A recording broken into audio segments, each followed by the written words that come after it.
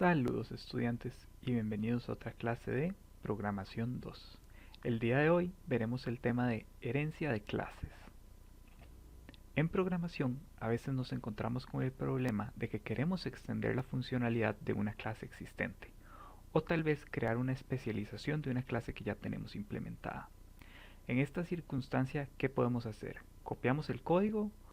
¿Modificamos la clase original arriesgándonos a echar a perder el código? ¿O qué podemos hacer? Es aquí donde entra en juego la herencia.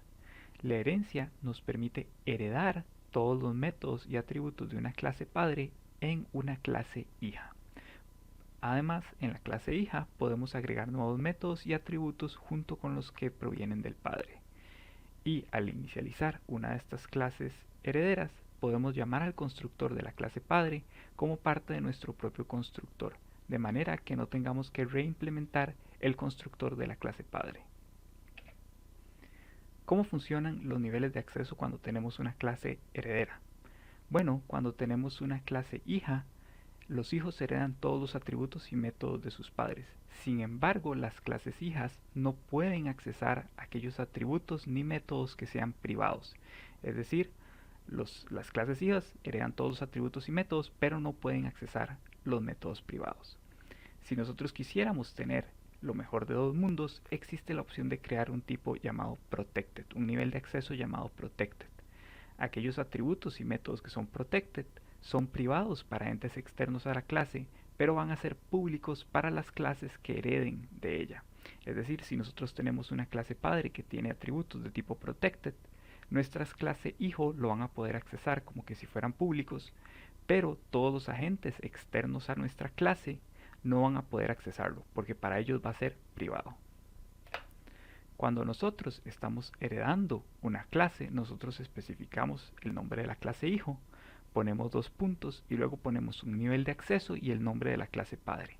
De esta manera especificamos que la clase hijo hereda de la clase padre. Esta declaración de acceso va a especificar, por así decirlo, el nivel de acceso que van a tener los atributos heredados del padre. Si el nivel de acceso es público, todos los elementos heredados van a conservar el nivel de acceso que tenían en la clase padre, obviamente con la condición de que no podemos accesar aquellos atributos que eran privados. Si el nivel de acceso es protected, eso significa que todos los elementos que heredemos de la clase que sean de tipo public pasarán a ser protected. Los que son protected van a seguir siendo protected y los que eran privados permanecen como privados. Y si el nivel de acceso es privado, todos los elementos heredados de tipo público y protected van a pasar a ser privados de nuestra clase. Nosotros igual los vamos a poder utilizar, porque esos sí eran, por así decirlo, públicos a nivel de padre, pero si nosotros heredamos, nuestros hijos no lo van a poder accesar, porque el nivel de acceso es private para nosotros. Entonces, sí, esto es para que lo tengan en mente. Lo más usual es cuando estamos creando una clase heredera, es usar acceso de tipo public. Entonces se vería como class hijo, public padre, para mantener el nivel de acceso. A manera de tema extra, vamos a hablar sobre la amistad. Y es que en C++ y en otros lenguajes de programación orientada a objetos, nosotros podemos querer que algunos atributos o que los atributos y métodos privados y protegidos de una clase sean accesados por otra clase o otro método, sin que nadie más pueda hacerlo. Esto puede verse complicado porque entonces tendríamos que hacer una interfase o programar ciertas funciones que solo se puedan llamar bajo ciertas condiciones. Se complica mucho. Es por eso por lo que existe la palabra clave friend, que nos permite declarar como amigos ciertas clases y funciones para nuestra clase. Aquellas clases y funciones que sean amigas de una clase que estamos declarando van a poder accesar sus métodos y atributos privados y protegidos como si fueran públicos. Entonces aquí podemos ver el ejemplo de la clase A, que declara la clase B como su amiga, o declara a la función f como su amiga. En ambos casos, tanto la clase B y la clase F van a poder accesar los atributos privados y protegidos de nuestra clase A sin ningún problema. Entonces, ahora veamos un ejemplo de esto. Para el ejemplo de hoy, vamos a hacer una clase que herede de la clase A que tenemos preimplementada aquí. La clase A posee un atributo entero llamado id, posee un constructor que inicializa su valor, posee un destructor y posee una función f. todo lo que hacen es, en este caso, asignar el valor e imprimir un mensaje relacionado a la clase. Entonces lo primero que vamos a hacer es implementar una clase B que va a ser heredera de A. Primero quiero probar qué es lo que ocurriría asumiendo que la clase que hereda va a ser de tipo pública. Entonces vamos a heredar con acceso público, eso significa que se mantienen todos los niveles de acceso de la clase padre. Y vamos a implementar la clase B. En este caso vamos a decir que nuestra clase posee un atributo privado que se va a llamar subID y posee un constructor que recibe un ID que tenía la clase padre y además un subID. Entonces vamos a implementar esto acá. Aquí vamos a imprimir un mensaje que se va a llamar constructor de B o nada más constructor B y un destructor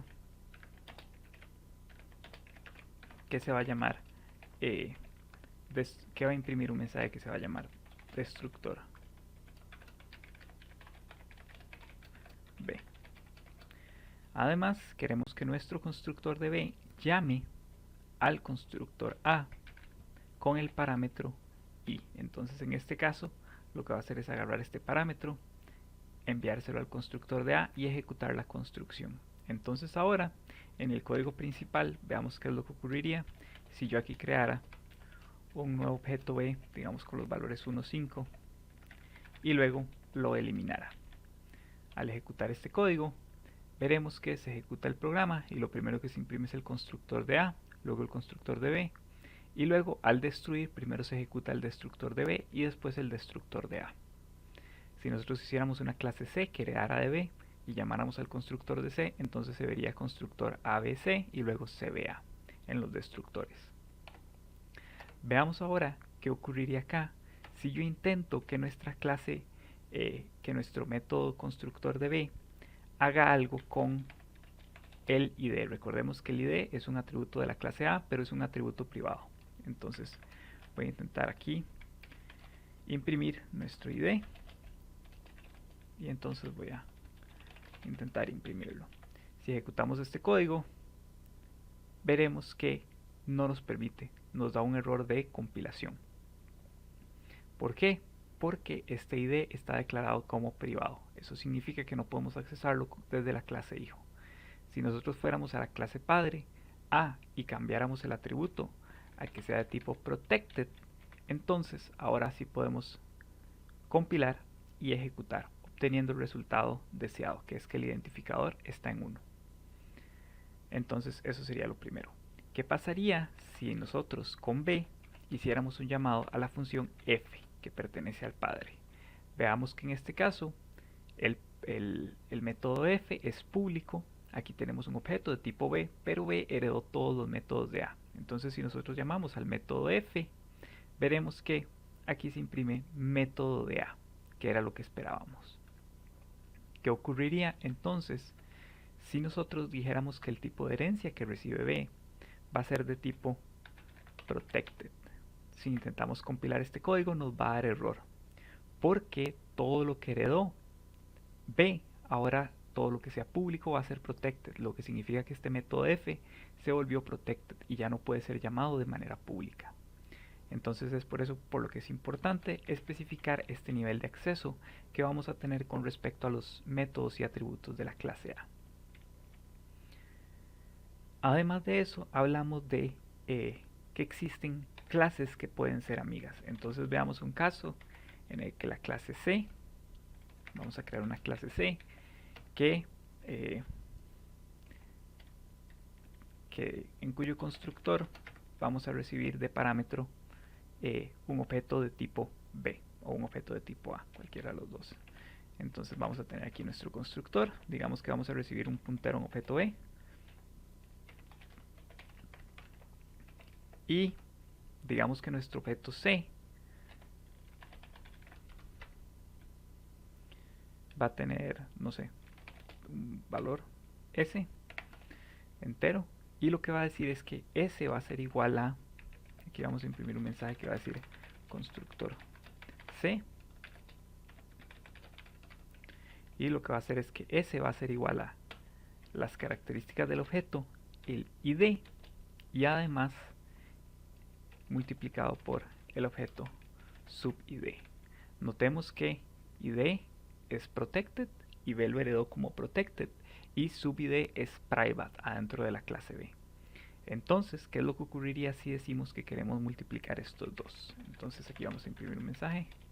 S es igual a S line. Si nosotros llegamos acá y creamos un objeto de tipo C y decimos que lo queremos crear con B como parámetro y luego queremos borrar nuestro C, aquí vamos a agregar un destructor que se va a llamar, que va a imprimir el mensaje destructor C.